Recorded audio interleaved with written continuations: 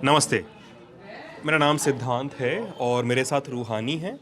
हम लोग इस समय बिहार के उस हिस्से में हैं जहाँ से बिहार से आप यूपी भी जा सकते हैं, बिहार से आप नेपाल में भी जा सकते हैं और फिर लौट कर बिहार में थोड़े गहरे भी जा सकते हैं। मतलब 1 किलोमीटर की दूरी पर नेपाल का बॉर्डर है, तो 3-4 किलोमीटर की दूरी पर यूपी का बॉर्डर है, 5 किलोमीटर पे यूपी का बॉर्डर है। और ये जगह इसलिए ज़रूरी है कि इस विधानसभा का नाम है वाल्मीकि नगर और ये बिहार की नंबर 1 विधानसभा है, पहली विधानसभा सीट है। ठीक है, पहली विधानसभा सीट है, पश्चिमी चंपारण के ज़िले में आती है। किसी विधानसभा को 1 नंबर या आखिरी नंबर जब मिलता है तो वो अक्सर वो ऐसी विधानसभा सीटें होती हैं जहाँ पे उस राज्य की सीमा ख़त्म होती है, उसे सीमांत इलाके कहते हैं। सीमांत इलाकों की एक अलग समस्या होती है। सीमांत इलाके चाहे आप यूपी के देखें चाहे आप बिहार के देखें, सीमांत के लोग कहते हैं कि उन्हें हाशिए पर रखा जाता है। जिस चीज़ों के लिए, जिन बातों के लिए वो इलाके मशहूर हैं, उन इलाकों में थोड़ी जान है, उन इलाकों में थोड़ी सी और ज़्यादा विकास की फहरिस्त देखी जा सकती है, वो नहीं दिखती है, ऐसा लोग आरोप लगाते हैं। तो ये चाय की दुकान है, किसकी है चाय की दुकान? ओम प्रकाश जी की चाय की दुकान है। उन्होंने मुझे और रूहानी को भी एक अच्छी चाय पिलाई है और उस चाय के बाद हम लोग यहाँ पे जो कुछ लोग बैठे थे उनसे बातचीत करने लगे और वाल्मीकि नगर, सर बैठ जाइए, आइए, वाल्मीकि, आप भी बैठ जाइए सर, वाल्मीकि नगर विधानसभा का हाल चाल लेने लगे।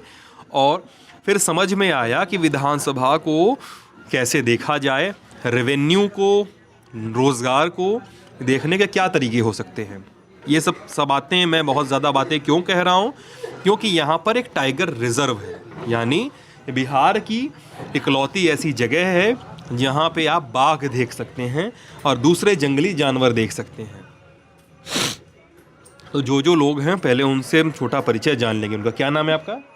उमाकांत प्रसाद। उमाकांत जी। उमाकांत, क्या करते हैं उमाकांत जी? अपना यहाँ बिजनेस है। बिजनेस है वाल्मीकि नगर में ही। आपका नाम सर? हरिराम भगत। हरिराम जी, आप किसान हैं आपने बताया था ना? आप सर? विनय कुमार।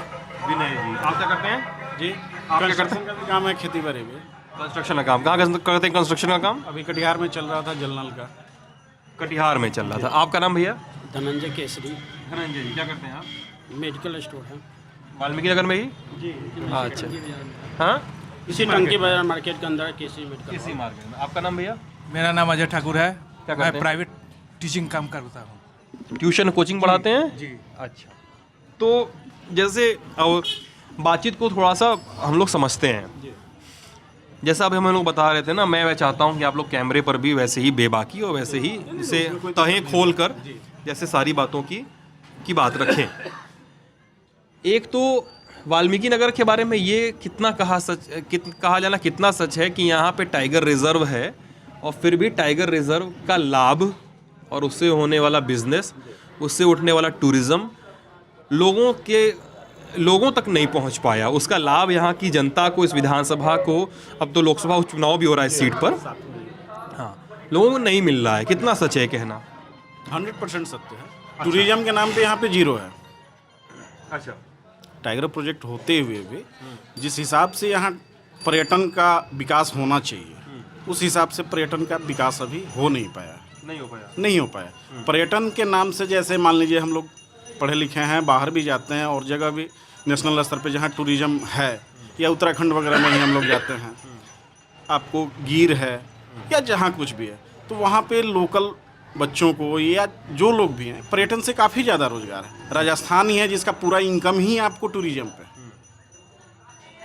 लेकिन इतना बड़ा टाइगर प्रोजेक्ट होते हुए लगभग 880 या 82 वर्ग किलोमीटर का ये टाइगर प्रोजेक्ट है सर।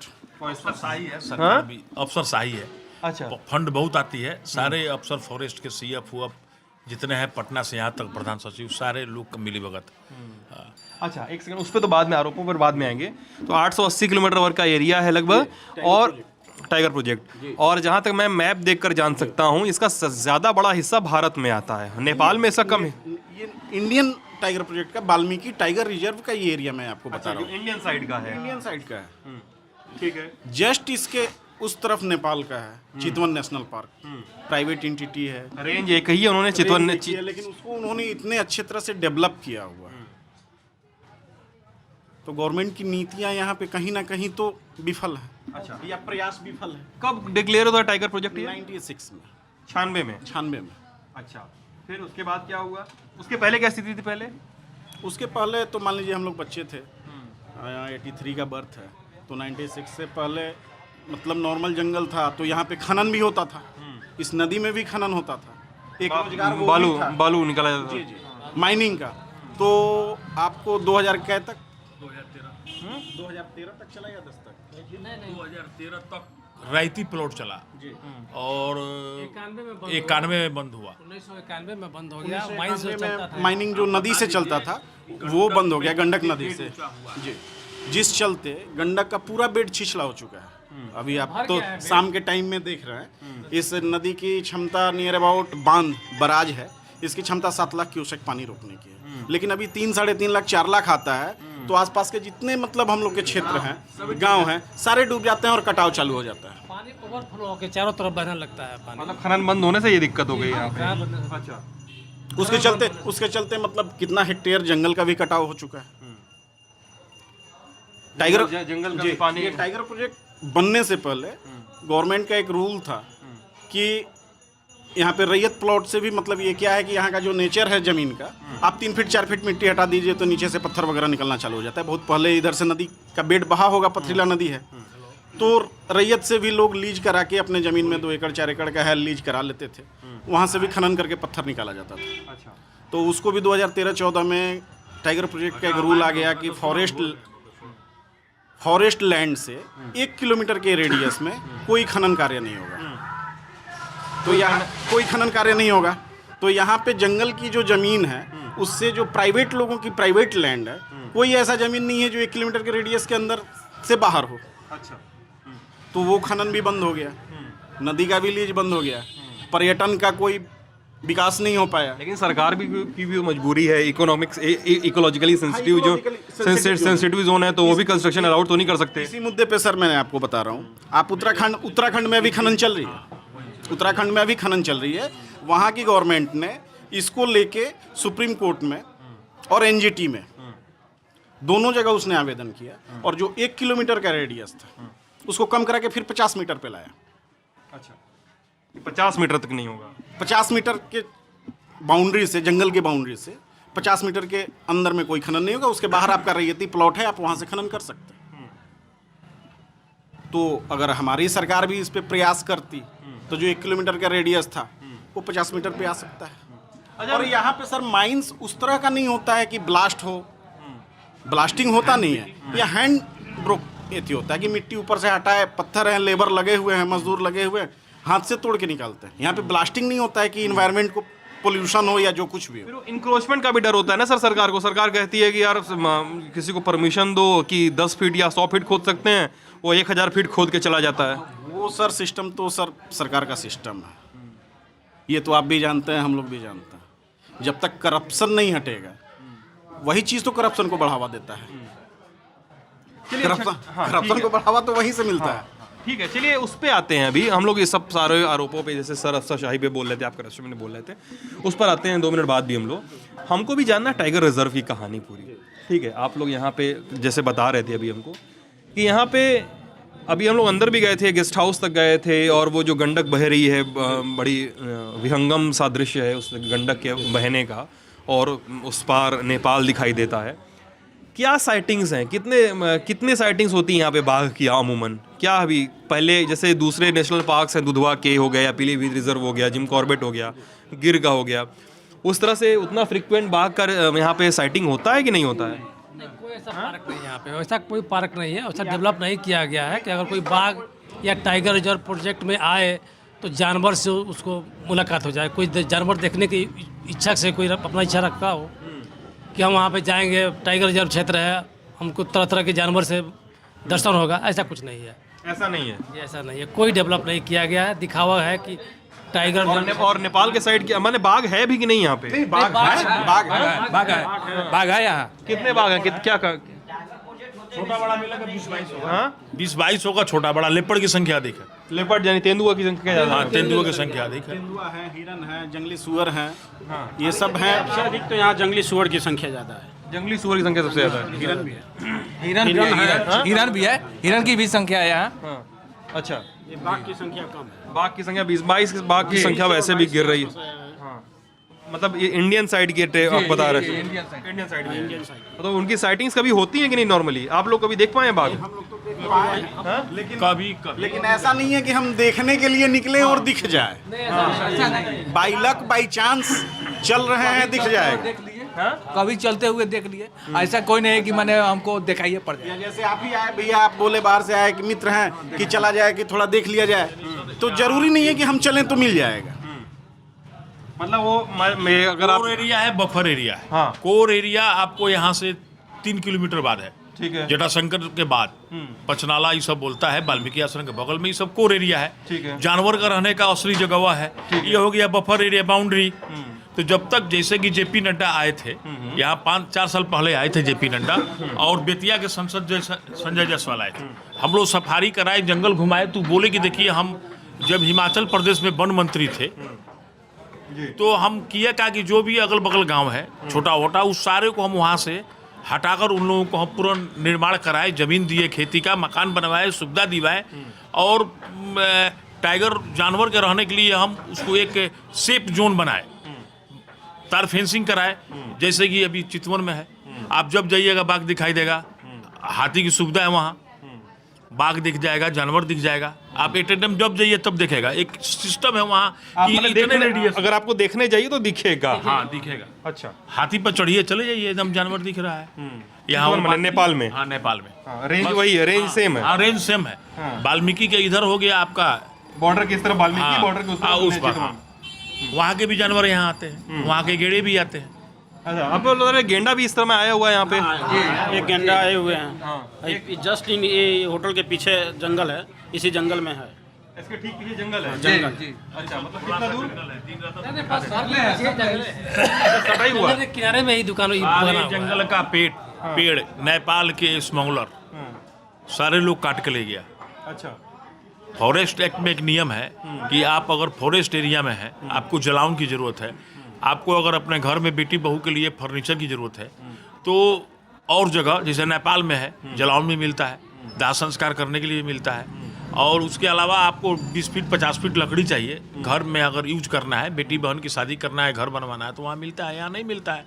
यहाँ चुरा कर बनवा लीजिए, ठीक है, लेकिन मांगिएगा तो नहीं मिलेगा। मांगने पर क्या बोला जाता है? नहीं बोला जाता है कि नहीं, यहाँ नहीं, बेतिया डिपो में जाइए। बेटिया डिपो में? हाँ डिपो में जाइए। डिपो में वहाँ जितने बड़े बड़े अड़तिया है, आरा मशीन वाले, उन लोग से कांटेक्ट है, वो लोग लौट लगा कपड़ा ले लेता है।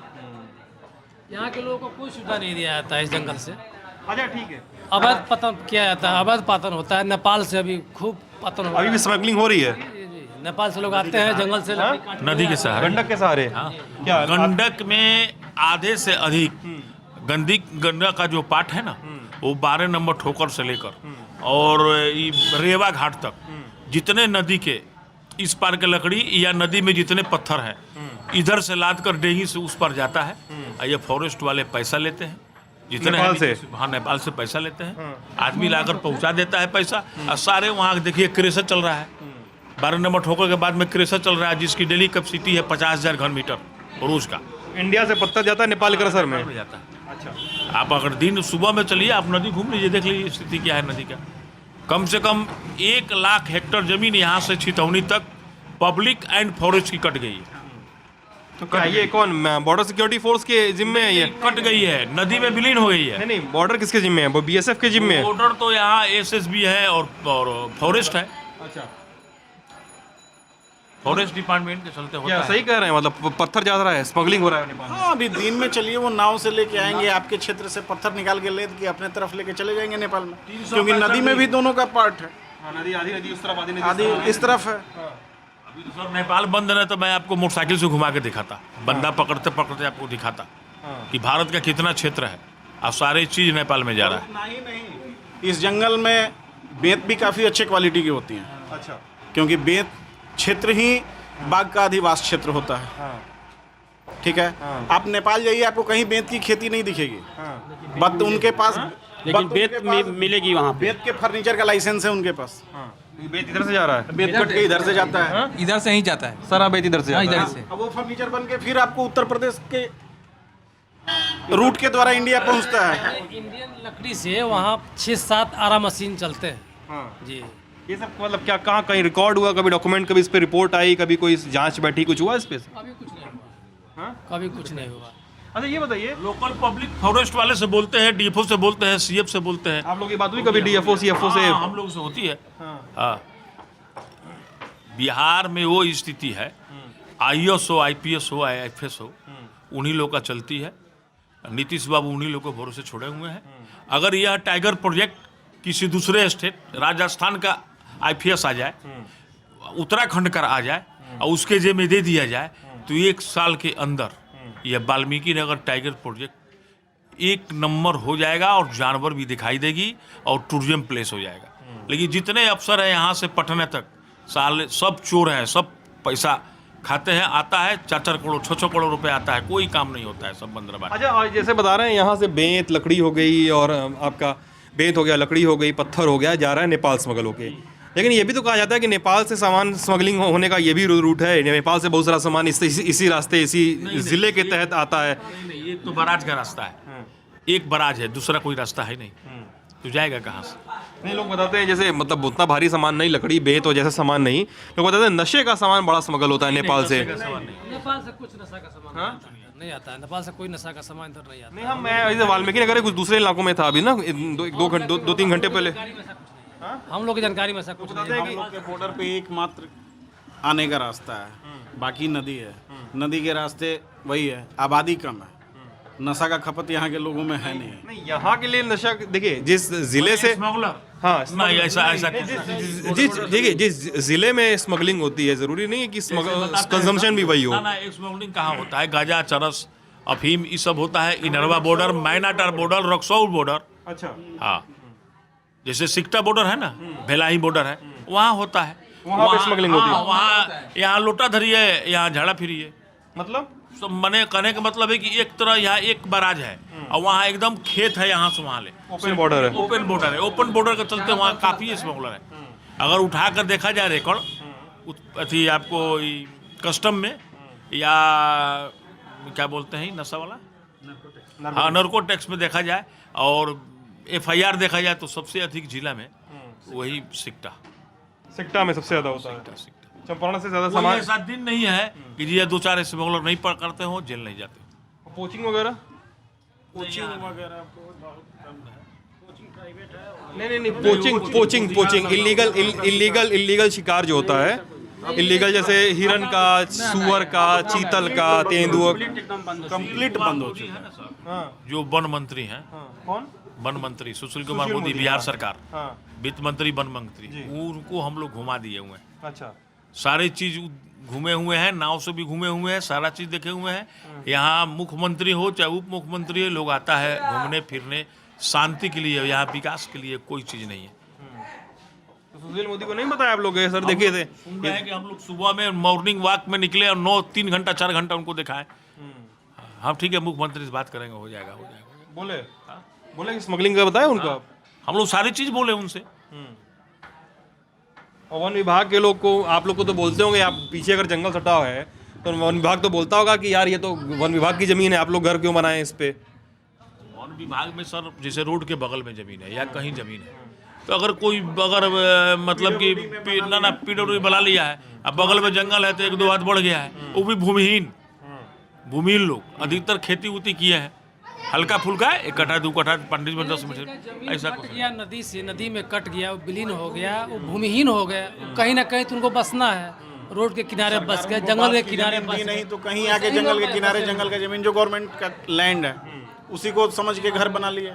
अच्छा, आप बता रहे थे कि यहाँ पे जो लोग भी आते हैं सफारी वफारी देखने, अभी तो आप बताया कि पहले तो वो लोग आते हैं तो बाघ दिखता नहीं है या दूसरे जंगली जानवर उसमें तो दिखता नहीं है, ठीक है।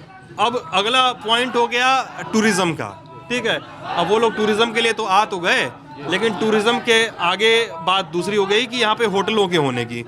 जैसे कहीं भी आप जाइए, किसी बड़े टाइगर रिजर्व के आसपास जाइए, तो तो वहाँ पे कई सारे छोटे बड़े मझोले किस्म के होटल होते हैं। एक होटल से 40-50 लोगों को रोज़गार मिलता है। लेकिन हम लोग यहाँ पे टहल रहे थे और मतलब हम लोग कहीं भी जाते हैं तो होटल बुक करते हैं रहने के लिए अपने, तो और ये भी सेफ्टी भी देखनी होती है, हमारे साथ कैमरा हमारा के लैपटॉप वगैरह होता है, तो इक्विपमेंट्स वगैरह के रहने का देखना होता है, चार्ज करने का देखना होता है, नेटवर्क इंटरनेट देखना होता है। तो यहाँ पर जब से हम आए तो हमारे फ़ोन में तो नेटवर्क नहीं आ रहा है, जो भी है, मैं कैमरे पर नेटवर्क प्रोवाइडर का नाम क्या ही लूँ, हाँ, तो लेकिन फ़ोन पे नेटवर्क नहीं आ रहा है, हमारे रूहानी के फ़ोन पे नहीं आ रहा है, हमारे ड्राइवर साहब हैं उनके फ़ोन पे नहीं आ रहा है। दूसरी चीज़ ये है कि लोग बता रहे हैं कि कई सारी दिक्कतें हैं यहाँ पे और होटल्स नहीं मिलते हैं यहाँ पे, और जैसा आप बता रहे थे कि लोग नेपाल जाके रहने लगते हैं यहाँ पे आते हैं, तो क्या होता है ऐसा? मान लीजिए कि तो होटल की संख्या कम है। अच्छा, ऊपर से मान लीजिए कितने होटल लोग यहाँ पे आ जाते हैं? अभी तो मुश्किल से एक मेन होटल तो एक ही है, हाँ, फॉरेस्ट विभाग की, टूरिज्म विभाग की। गेस्ट हाउस जो है इनका, अब प्राइवेट होटल का 2 ठो है, 2 ठो है बस। 2 होटल है बस यहाँ पे। एक रिसोर्ट है, अच्छा, रॉयल रिसोर्ट है, वो अच्छा वो है, थोड़ा बहुत अच्छा है। वो अभी बहुत अच्छा है। अभी तो उसको 2-3 महीना हुआ, तो लॉकडाउन में ही वो ओपन हुआ, तो कोई अभी विशेष है नहीं, लेकिन वो है। डिलक्स रूम है, हाँ, सो आपको पटने में मिलेगा, इधर पटना के इधर कहीं नहीं मिलेगा। अच्छा, लोकेशन भी उसकी काफ़ी अच्छी है। ठीक है, अभी खुला है ये सब हाँ, तो ये तो अभी खुला है ना। हाँ, इसके पहले का क्या सीन था यहाँ पे? इसके पहले का वही गवर्नमेंट का जो था, और सिंचाई विभाग का। सिंचाई विभाग का, हाँ। और जिसको बाद में फॉरेस्ट अपने हैंडओवर में ले लिया, अच्छा, तो बस वही है। हाँ, तो लोग नेपाल रहने जाते थे, आप बता रहे थे। अब मान लीजिए यहाँ रहने का जगह नहीं मिलेगा, बाहर से लोग आए, नीतीश बाबू ने बंद कर दिया लिकर शराब बंद कर दी। हाँ, ठीक है, तो बॉर्डर पे लोग आता है तो क्या सोचेगा कि नेपाल है, ओपन कंट्री है, लिकर ओपन है, यंग लोग है, यहाँ पीना मना है, तो जिसको पीना होगा वो जाके उधर ही रहेगा। मतलब 1 किलोमीटर बाद बॉर्डर है यहाँ से। किलोमीटर के बाद बॉर्डर है, अच्छा, जाके वहाँ पे रूम ले लेगा, वहाँ जाके रूम ले लेगा। वहाँ पे शराब भी मिल जाएगी उनको, और मतलब सारी लग्जरी ज़्यादा है उस तरफ। अच्छा, और रेंज वही है, मतलब एक रेंज से इंडिया में कोई कमाई नहीं हो रही है। एक सेकंड, एक रेंज से इंडिया की तरफ कोई कमाई नहीं हो रही है, लेकिन उसी रेंज से उधर नेपाल में ज़्यादा कमाई हो रही है। मतलब एक तो इलीगल तरीके से कमाई हो ही रही है, उसको जो छोड़ दीजिए, मतलब वो तो बंद होना चाहिए, लेकिन लीगल तरीकों से टूरिज्म के इंडिया के भी ग्राहक जाके उस तरफ रह रहे हैं। हाँ, और यहाँ के मार्केट के बारे में बताते हैं। यहाँ के मार्केट क्या नेपाल के लोगों को के लिए ज़्यादा यहाँ पे तो सारे लोग मार्केट के हैं, किसी से भी पूछ लिया जाए। हाँ। यहाँ का मार्केट का मेन व्यवसाय, जो भी व्यवसाय, जैसे भैया का ही दुकान है, आपको मैक्सिमम 90% मतलब नेपाल पे 90% 80% नेपाल पे निर्भर है, पे ही नेपाल के निर्भर है। ग्राहकों पे निर्भर है। मतलब क्यों, कैसे नेपाल पर निर्भर है? वहाँ के कस्टमर से वहाँ का जो मतलब मार्केट का जो प्राइस वैल्यू है, जो सामान का, इंडिया में सस्ता है। अच्छा, वो सस्ता है, सारा कुछ सस्ता है यहाँ। हाँ, तो वहाँ के जो लोग हैं परचेज करके लोग आते हैं मार्केट अपना करने के लिए यहाँ मार्केटिंग पे। करने के लिए आए यहाँ हैं। मार्केट का एरिया बहुत कम है, तो इसलिए यहाँ का मार्केट डेवलप नहीं है। नेपाल से लोग ग्राहक लोग नहीं आए तो यहाँ का व्यवसाय कम हो जाएगा, नहीं चलेगा। अच्छा, व्यवसाय नहीं चलेगा, नेपाल के कस्टमर नहीं आएंगे तो यहाँ नहीं चलेगा। लॉकडाउन जब अभी तो बॉर्डर बंद है ना इस समय, अभी तो तो बंद है। लॉकडाउन के समय। बंद है, कितने दुकानदार ऐसे बैठे हुए हैं कि उनका समझिए कि एक तरह से खाने पर भी आफत है। और दूसरी है कि उनका सामान इतना खराब हुआ है, इतना एक्सपायर्ड हो गया है कि वो ऐसे ही परेशान है, अच्छा, समझे। क्योंकि नेपाल से कस्टमर्स आ नहीं रहे नहीं हैं। आ रहे। नेपाल से क्या एकदम बंद है, पैदल भी नहीं आ सकते? पैदल तक भी नहीं आ रहे हैं, समझे, पैदल तक भी नहीं आ रहा, पूरा सील बॉर्डर हो गई चुकी है। हाँ, मतलब इधर से आना जाना सब बंद, उधर के होटल बर्बाद हो रहे होंगे, और इस तरफ का आप लोग ऐसा का नहीं कि इधर भी आदमी दोनों तरफ क्षति है। बॉर्डर ओपन है, वहाँ से पब्लिक नेपाल से आती है जाती है, लेकिन मेरे बॉर्डर पर एक ही रास्ता है, इसी कारण से यहाँ पब्लिक आ नहीं रही है। वहाँ ठूठीबाड़ी का जो बॉर्डर है, खेत वाला बॉर्डर है, ओपन है, जिधर समझिए जाते हैं लोग। बॉर्डर तो उधर भी बंद है, लेकिन आते जाते हैं। खेत अच्छा है। वाल्मीकि नगर का बॉर्डर एक ही है रास्ता, इस कारण से कोई भी पब्लिक उधर से आ नहीं रही है, पूरे व्यवसाय परेशान है। भुखमरी का भी तादाद पर आ चुके हैं, इतनी नी माल खराब हो चुकी है कि माने उनको जो महाजन से बाकाया लेकर आए हैं देने में मुश्किल है। या तो घर बेच के दे, या ज़मीन बेच के दे, या कहीं वो नौकरी करके दे, ऐसी स्थिति है। अच्छा, ठीक है, चलिए, अब ये सब तो बातें, मतलब एक जेन्युइन कुछ पॉइंट्स आप रेज कर रहे हैं आप लोग बातचीत में। आप लोग भी चाहें तो कुछ इस बातचीत में जोड़ सकते हैं, मैं आऊँगा आपके पास भी। अब चुनाव आ गया है, 3 तारीख है, आज तो दूसरे फेज़ की वोटिंग हो रही है हर जगह जब हम ये शूट कर रहे हैं। 7 को आखिरी फेज़ की वोटिंग होगी वाल्मीकि नगर में, जिसमें शुमार है। और यहाँ का समीकरण जो है, जैसा आप बता रहे थे, कौन है जदयू के उम्मीदवार, क्या नाम है? धीरेन्द्र जी, धीरेन्द्र प्रताप रिंकू, और राजेंद्र सिंह नाम है, राजेश सिंह है आपके कांग्रेस से, ठीक है। और इन दोनों में कहा जा रहा है फाइट है ज़्यादा। तो पूरे बिहार का इस समय ट्रेंड हो चुका है कि एनडीए गठबंधन और महागठबंधन, तो यहाँ भी वही है, एक तरफा फाइट कहीं नहीं दिख रही है। एक तरफा फाइट नहीं। कुछ लोग बता रहे थे कि जो आपके विधायक जी हैं धीरेन्द्र रिंकू, वो तो जीतने के बाद क्षेत्र में दिखे उखे भी नहीं उतना ज़्यादातर। नहीं ऐसा, हम तो यहाँ लोकल हैं, नहीं है ऐसा, हमेशा हम लोग को देखते हैं, हाँ, ऐसा कोई बात नहीं है, देखते हैं। देखते हैं। बेसिकली भी आप देखिए, विधानसभा है और एक विधायक के द्वारा क्या है, कहीं भी इतनी लंबी ये क्षेत्र है, आप तो खुद भ्रमण करके आए होंगे जी, उसमें से मान लीजिए कि विधानसभा भी जाना है, हर जगह, तो हर किसी के पास पहुंचना तो मुमकिन नहीं है, लेकिन क्षेत्र में रहे हैं, क्षेत्र में काम भी किए हैं, क्षेत्र में काम किए हैं। काम भी किए हैं। अच्छा, अब ठीक है, अब पर्सनली हर किसी को तो कोई संतुष्ट नहीं कर सकता है। हाँ, क्षेत्र के काम किए हैं, मतलब इस काम के बल पे चुने भी जा सकते हैं, आपको लगता है? हाँ, मतलब वो लोग उनकी तरफ वोट करेंगे। और दूसरे जो प्रत्याशी हैं राजेश सिंह जी, हाँ, क्या उनकी क्या पकड़, कितनी पकड़ क्षेत्र है? प्रतिनिधित्व कर चुके हैं, पूर्व मंत्री रहे हैं, जिस समय जिस समय धना विधानसभा था, परसीमन लगा तब नहीं वाल्मीकि नगर हो गया, उसके पहले वो धना के थे, 2 टर्म यहाँ के विधायक थे, परिवहन मंत्री थे, लेकिन अगला बार उनको टिकट नहीं मिला, जिसके चलते उल्लूच कर गए। एक टर्म वाल्मीकि नगर विधानसभा से भी रह चुके हैं, तो वही कर रहे बताए धना एक वाल्मीकि नगर, हाँ, तीसरा बार वो हार गए हैं। हारने के बाद रहे क्षेत्र में, हारने के कारण हुआ कि वो जो गवर्नमेंट माझी जी की थी ना, हाँ, तो माझी जी के साथ आ गए। अच्छा, और उसके बाद माझी जी जब गिर गए तो नीतीश जी को मौका मिला, और लालू जी को, तो इनको शहीद कर दिया। अच्छा, हाँ, तो मौका मिला, शहीद कर दिया गया। इसलिए कि जब माझी जी आए थे यहाँ कैबिनेट का, नीतीश लालू मिलके यहाँ के विधायक को शहीद कर दिए। हाँ, नीतीश लालू मिलके यहाँ के विधायक को शहीद कर दिए। यही नहीं, 17 विधायक को शहीद किए। 17 विधायकों को शहीद किए। जब नीतीश जी आ गए लालू के साथ, तो जितने लालू जी के थे, जानिए रहे हैं कि राजनीति में थी वर्चस्व चलता है, तो लालू जी से जो खपा था वो भी, जो नीतीश से खपा था तुम भी, दोनों मिलकर शहादत तो बेकार गई। फिर छोटे भाई फिर साथ टूट गया तो शहादत भी बेकार गई इनकी, बेकार गई। 17 विधायक फालतू में शहीद हो गए। यहाँ एयरपोर्ट भी कंप्लीट था, खुलने वाला था, जैसे यहाँ आपको पूर्णिया और दरभंगा, तो दोनों चालू हो गया, नहीं चालू हुआ। यही सब शहादत के चक्कर में, शहादत के चक्कर में। और इसके बाद ही नीतीश की सरकार, वो तो खैर अभी बनेगी नहीं सरकार, बनेगी नहीं बनेगी। स्थिति पूरे बिहार का खराब है, पूरे बिहार, इसलिए कि उनके काम कार्यकलाप अच्छा नहीं है, अफसरशाही है।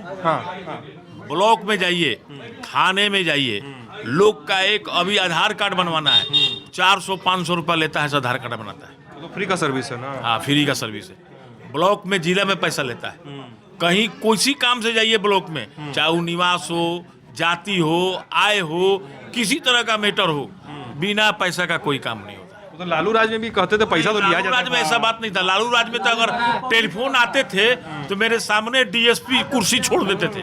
लालू राज में जी क्या होता था मतलब? और आज अगर महागठबंधन की सरकार आ जाए ना, तो बिना पैसा का काम होगा। अच्छा, हाँ, ये निश्चित है कि बिना पैसा का काम होगा। इसलिए कि वो जो कानून बनाए हैं नीतीश जी, कि आप किसी सरकारी कर्मचारी पर अगर वो कुछ करता है तो आप FIR कीजिए, बड़ी कमेटी आएगी, चेक करेगी।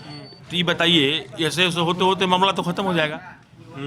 लेकिन लालू जी अगर महागठबंधन आता है तो बस फोन करेंगे। हाँ, एकदम फोन। अगर आप अगर बड़े पदाधिकारी है या नेता है या आप जिला अध्यक्ष हैं, तो निश्चित है कि फोन करने पर काम होती थी। फोन करे काम होगा। अरे उसमें कुछ लोग बोलते हैं कि सही तरीका नहीं है। नहीं, सही तरीका है। हमको एक चीज बताइए, मान लिया जाए आप कमाने वाला और 30,000 महीना कमाने वाला, कोई 30,000 सरकारी आदमी, कोई 50,000, कोई 80,000, और हम 300 रुपया कमाते हैं, हमसे घूस लिया जा रहा है। अब सोचिए कितना भ्रष्टाचार है। एक फोन पे काम हो जाए, पैसा न लिया जाए, एकदम होगा। मेरा कहने का मतलब है कि मान लीजिए कि आप ही मान लीजिए विधायक हैं। हमको नहीं बनना। मैंने बोल दिया कि आप ही मान लीजिए विधायक हो, हम सब आपके जनता हैं, हमको जरूरत होगा, हमने आपको चुना है, तो हम तो आपके पास जाएंगे कि भैया या चचा कि थोड़ा सा मेरा ये ऑफिस में ये काम है, ये करा दिया जाए। जब ऑफिस आपकी ही ना सुने तो फिर किसके बारे जनता किसके पास किसके बारे में बोल रहे हैं आप? हैं? किसके बारे में बोल नीतीश बाबू की नौकरशाहों के बारे में अच्छा, नीतीश की नहीं सुन रहे हैं वो लोग? कहाँ सुनते हैं? एक मंत्री जो कैबिनेट मंत्री है, मेरे सामने बात है, इसके पहले वाला नीलेश कुमार डीएमडी का पैरवी था, अगला गया। कौन कैबिनेट मंत्री की बात है ये? अरे मदन सहनी जो फूड एंड सप्लाई मंत्री, ठीक है, क्या हुआ था? किसी का कुछ नहीं, एक डीलर थे जो कि उनके ऊपर एप्लीकेशन गया था, फिर उसके बाद रिकमेंड कर दिया एसडीएम साहब, लेकिन इसके बावजूद भी उन डीएम साहब का कोई बात नहीं, डीएम साहब से सामने food and supply Madan Sahni का कोई बात नहीं चला। जो डीएम चाहता है वही होता है, जो एसडीओ चाहता है वही होता है, जो प्रखंड विकास पदाधिकारी चाहता है वही होता है। नीतीश कमजोर हो गए हैं क्या मतलब? कमजोर नहीं हो गए, उन्होंने मजबूत कर दिया है और जो जनता के सेवक हैं उनको कमजोर कर दिया। विधायकों को? हाँ, हर किसी को। अब विधायक जी को फोन करना हो और मान लीजिए कि वीडियो साहब को बोलें कि सर थोड़ा देख लीजिएगा, टाइट बोल भी नहीं सकते हैं, अब रिकॉर्डिंग का जमाना है कि ये जनता है, मजबूर है, इसका ये काम कर दीजिए, करके लोग वायरल कर देता है रिकॉर्ड सब। करके वायरल कर देगा। तो आखिर उन्हें वो क्या कर सके? जो विकास का काम है, उनका फंडिंग है, उसके द्वारा वो करेंगे, उतना ही ना आप कर सकते हैं। लेकिन नीतीश के राज में तो ये भी तो कहा जाता है कि यार लॉ एंड ऑर्डर बड़ा सुधरा, ये कहा जाता है, सही है गलत है? 2005 में जो नीतीश कुमार काम किए हैं, 2005 में जो नीतीश कुमार काम किए हैं वही धरातल पर काम हुआ। उसके बाद जो भी मुख्यमंत्री बने उसके बाद कोई काम नहीं किए हैं ना। दारूबंदी किए, लेकिन दारू घर घर मिल रहा है, होम डिलीवरी मिल रहा है, जहाँ चाहिएगा तहाँ मिल जाएगा। जो पहले 10 में मिलता था 50 में मिल रहा है। बंद किए तो कौन सा ऐसा उद्योग यहाँ पैदा कर दिए जो हमारे बिहार पश्चिमी क्या चंपारण क्या में- क्या क्या बोले हैं? जैसे कि दारू बंदी किए हैं नीतीश जी, तो उसके एवज में कौन सा ऐसा काम कर दिए जिससे रिकवरी हो? किसको पैदा करने की बात करें? उद्धव की? उद्योग की कोई उद्योग, एक चीज आप बंद कर रहे हैं, उसके जगह पर तो कोई चीज को तो निकालना चाहिए ना जो पब्लिक पर। अच्छा, कौन सा ऐसा उद्योग पैदा किया जिससे पैसा आए? ऐसा कौन सा काम किए हैं? दारू बंद कर दिए, कौन सा बड़ा तीर चला लिए हैं दारू बंद करके, जिससे कि भार हम पब्लिक सह रहे हैं, जिसका नतीजा हम लोग खुद भोग रहे हैं कर के द्वारा। अगर यही काम करते हैं कि बंद किए और दूसरा डेवलप करते तो ये हमारी भीड़ सर पर नहीं आती, तो अब ना अच्छा समझते उनको। हम तीर चला लिए दारू बंद करके, बड़ा बड़ा काम हो गया, ये कोई अच्छा काम नहीं हुआ। लोग तो बताते हैं, लेकिन लोग कागज में बंद हुई है, खरगोश तो मिल रही है। कागज में बंद नहीं ठीक है, दारूबंदी वालों बहुत सारी बातचीत कर चुके हैं। लोग तो बताते हैं कि डोमेस्टिक वायलेंस तो कम हुआ है ना, घरों में लड़ाई तो कम हुई है ना, घरों में मारपीट की घटनाएं कम हुई है। नहीं कम हुई है, हाँ, नहीं कम हुई है। और बढ़ गया है। बढ़ गया है दारूबंदी से। काहे यार? तो 50 रुपए में शराब पियाता था, अब 100 रुपए में पीता है तो बढ़ेगा। 300 रुपए बढ़ेगा। होम डिलीवरी कितना चाहिए होम डिलीवरी हो रहा है। ठीक है ठीक है ठीक है। मतलब शराब सामने आ जाओ, सामने आ जाओ। मतलब शराब पीना जरूरी है हर हाल में। शराब पियोगे, इसमें शराब में कटौती नहीं करोगे। मिल रहा है तो पीना जरूरी है, नहीं मिलता तो नहीं पीते लोग। भले आदत पे कंट्रोल नहीं करोगे, शराब पियोगे। जितना चाहिए उतना मिल, होम डिलीवरी लोग दे दे रहे हैं। उत्तर प्रदेश से आ रही है, झारखंड से आ रही है, बंगाल से आ रही है, दारू तो आ ही रही है। नेपाल से भी आती है यहाँ 50 में पे। मिलता था 50 में मिल रहा है। गरीब और मर गए, बाल बच्चा उसके भूखे मर रहे हैं, गरीब दारू के अलावा, दारू के एवज में। हाँ, बाल बच्चा कौन सा दारू के अलावा भूखे मरेगा? अगर 10 में जो दारू मिलती थी साहब, नीतीश जी की सरकार रही, आज तक एक अस्पताल में एक डॉक्टर नहीं आया, हमारा बच्चा रास्ते में मर जाता है, एक एम्बुलेंस नहीं है। किसकी घटना बता रहे हैं? अभी वाल्मीकि नगर की बात बतिया रहे हैं हम कि मेरा बच्चा रास्ते में मदनपुर जाते जाते मर जाता है, गोरखपुर, जहाँ डॉक्टर नहीं। आपका बेटा? कोनो का बेटा हो, हमारा बेटा हो, उनका बेटा, उनका बेटा हो, किसी का बेटा हो, बुझा, एक एम्बुलेंस नहीं है। इलाज कराने कहाँ जाते हैं आप लोग? इलाज कराने कहाँ जाते हैं? गोरखपुर, यूपी में। यहाँ जाते हैं इलाज कराने, यहाँ डॉक्टर नहीं, एक डॉक्टर भी है तो कहता है कि दूरी रहो, मत आओ, कोरोना थल लेगा, तो बच्चा हमारा मर जाएगा। डिलीवरी यहाँ नहीं होता है, आगे ले जाइए, रास्ते में लड़की मर गई डिलीवरी वाली, कहाँ से होगा? एम्बुलेंस नहीं है। सबसे पास का अस्पताल कितना दूर है यहाँ से? 1.5 से 1.25 किलोमीटर है, 1 से 1.25 किलोमीटर। कौन सा क्या? सर धीमे धीमे, सर धीमे धीमे। 1.5 किलोमीटर दूर अस्पताल है। क्या क्या सुविधाएं हैं वहाँ पे? वहाँ कुछ नहीं है, एक डॉक्टर है, लेडी डॉक्टर आए हैं, लेकिन नाम का है, वह फिर अपने घरे रहते हैं। एक सेकंड, अस्पताल है कि प्राइमरी स्वास्थ्य केंद्र है? नहीं, प्राथमिक स्वास्थ्य केंद्र है, प्राथमिक स्वास्थ्य केंद्र है। और ये अस्पताल इरिगेशन के टाइम में था। प्राथमिक स्वास्थ्य केंद्र है, उप प्राथमिक स्वास्थ्य केंद्र। प्राथमिक स्वास्थ्य केंद्र जी, उप प्राथमिक स्वास्थ्य केंद्र। प्राथमिक स्वास्थ्य केंद्र है। और full fledged tertiary care centre जिसको कहते हैं या अस्पताल जिसको कहते हैं राजकीय चिकित्सालय, वो कितना दूर है यहाँ से? वो 40 किलोमीटर। 45 किलोमीटर दूर। जी, बघा। तो गवर्नमेंट मेडिकल कॉलेज बेतिया जिला मुख्यालय। मतलब हाँ, जिला मुख्यालय में ही 5 किलोमीटर और मंडल अस्पताल 45 किलोमीटर। अनुमंडल अस्पताल 45 किलोमीटर अनुमंडल अस्पताल 45 किलोमीटर है और जिला का अस्पताल 110 किलोमीटर है। बेतिया मेडिकल कॉलेज की बात कर रहे हैं आप लोग? ये क्या MJK? सरकार में भगवान भरोसे लोग जिंदा है, यह बात कहिए स्पष्ट। और गोरखपुर कितना दूर पड़ता है यहाँ से? 135 किलोमीटर। अच्छा, और महाराजगंज? जंगल एरिया है, सांप काट लेता है तो दवाई नहीं है। रास्ता जब बाघा जाते जाते लड़का मर जाता है। एक नेपाल में भी था SSB का कैंप, वो भी बंद हो गया। SSB का कैंप? हाँ, ऊपर नेपाल में, नेपाल आर्मी का। अच्छा, मतलब नेपाल जाने इलाज कराते थे? हाँ, इलाज कराने जाते हैं सांप का। 7 किलोमीटर सांप काटेगा? क्योंकि जंगल एरिया सांप अब तो बहुत निकलता होगा। जंगल है तो सांप निकलेगा ही। एक से एक संग्रह है सांप है जो काट लेगा, साथ नहीं लेने देगा, बचने नहीं देगा। मगर यहाँ से ले जाते बाघा भी अभी जाएंगे जंगल वाले में तो मर जाएगा रास्ते में। बॉर्डर बंद हो गई ना, वो तो मौत होना ही है। नेपाल से जो सुविधा जो था, आपको बैरक जो था, सेना जो। एक सेकंड यार, एक सेकंड भाई, यार हंसी मजाक करना है तो बाहर चले जाइए ना यार, कोई बात कर रहा है सीरियसली। ये टाइगर प्रोजेक्ट बन गया सर। यहाँ पे कोई व्यवस्था नहीं है फॉरेस्ट का जी। अगर कोई सांप काट लेता है, एक से एक जहरीला सांप है यहाँ पे, तो फिर नेपाल से तो बंद हो गया, बॉर्डर सील है, बॉर्डर बंद है इस समय जी 5-6 महीना से। इसका इलाज अगर इधर कहाँ हेमोपैथी कहाँ से करता है? यहाँ पे आपके प्राथमिक स्वास्थ्य केंद्र में सांप काटे इलाज नहीं हो पाएगा? कोई नहीं है, बल्कि यहाँ पर SSB का सेना है, वो नहीं देगा इंजेक्शन। वो बोलेगा कि जाइए नेपाल। बघा जाते जाते रास्ते में गाड़ी खुल जाता है। ऐसा कोबरा सांप पड़ा हुआ है यहाँ पे, कोई व्यवस्था नहीं है। लोग कहते हैं कि बहुत अच्छा है, टाइगर प्रोजेक्ट है, सब कुछ है, सब कुछ दे रहा है, कोई कुछ नहीं है। मौत आना है तो मौत आ जाए, सांप काट लेगा, मौत हो जाएगा। तो ये वाल्मीकि नगर के लोग थे जो बता रहे थे कि सांप काटे का इलाज भी यहाँ से नहीं मिलता है। सांप काटा है किसी को और लॉकडाउन में शायद उसको मौत ही मिलती है, क्योंकि नेपाल जा नहीं सकता। SSB आप उसको सशस्त्र सीमा बल पर आरोप है कि वो इलाज प्रोवाइड करा नहीं सकते, और दूर ले जाते बगहा तक स्वास्थ्य केंद्र ले जाते जहाँ पे एंटीडोट मिलने की एक संभावना है। बीच में घना जंगल का स्ट्रेच है जो हम लोग तय करते हुए इस विधानसभा तक आए हैं। वहाँ तक जाते रास्ते में मौत हो जाती है। डिलीवरी के लिए भी आपको 45 किलोमीटर कम से कम जाना होगा अगर बिहार में ही इलाज कराना है। अगर आपको बॉर्डर खुला होता तो आप नेपाल जाते, गोरखपुर जाते। सिर्फ सांप में जो आर्मी है ना कैंप, उसमें सांप का इलाज होता है।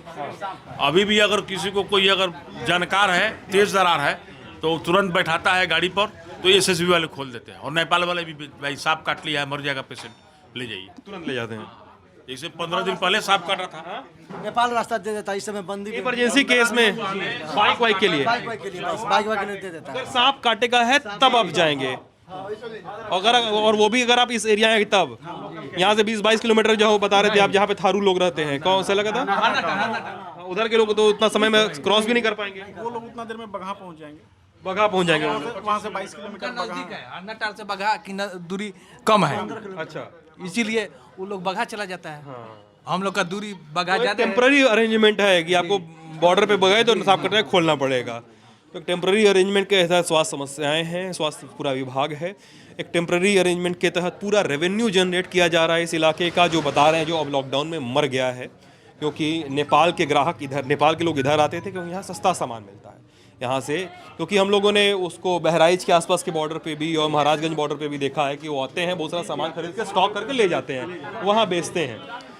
तो स्टॉक करके ले जाते हैं, तो ट्रेड यहाँ का लगभग खत्म होने की कगार पे है, जैसा लोग बता रहे हैं। चुनाव में क्या होगा, विधानसभा के चुनाव में तो बता चुके हैं कि टक्कर होगी, लेकिन बिहार में कहते हैं कि शायद एक नया समीकरण चाहिए इन लोगों को। तो हमारी चुनाव यात्रा जो अपने धीरे धीरे आखिरी पड़ाव में पहुंच रही है, जारी रहेगी। और मैं सिद्धांत हूं, साथ में है रूहानी। आप लल्लन टॉप देख रहे थे। आप सभी का बहुत बहुत शुक्रिया।